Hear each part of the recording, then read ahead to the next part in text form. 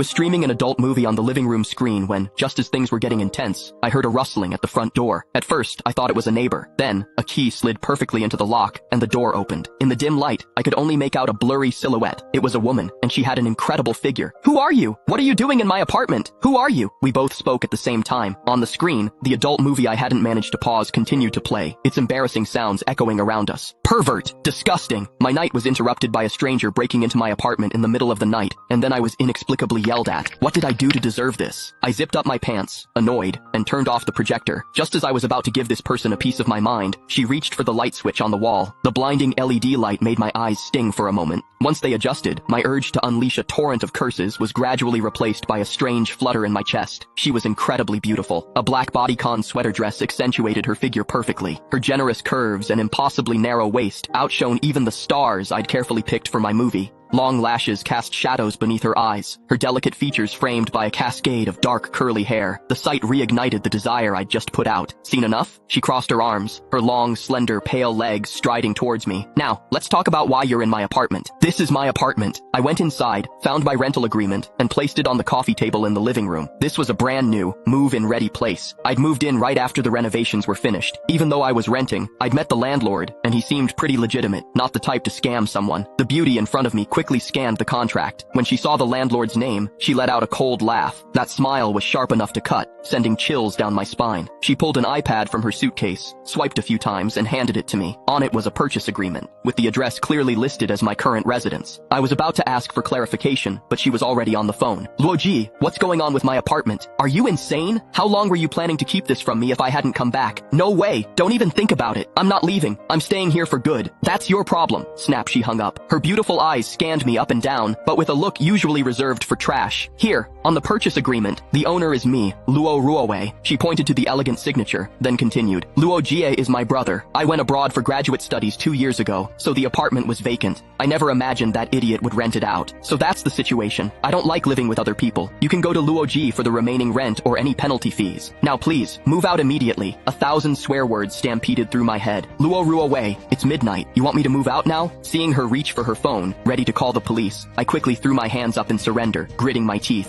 "Fine, I'll move, okay?" I had plenty of things. After all, I was the first one to live in this apartment, and I'd been here for 2 years. I truly thought of this place as my home. I was dawdling, packing my luggage in the bedroom, when Luo Ruowei's sharp voice cut through the air from the living room. "Your ID. I need to take a picture. If there are any issues with the apartment, I'll contact you for compensation." Annoyed, I tossed my ID onto the sofa where she was sitting. I went back to my room and continued squatting in front of the wardrobe. Click the link in my bio to get the full story for free.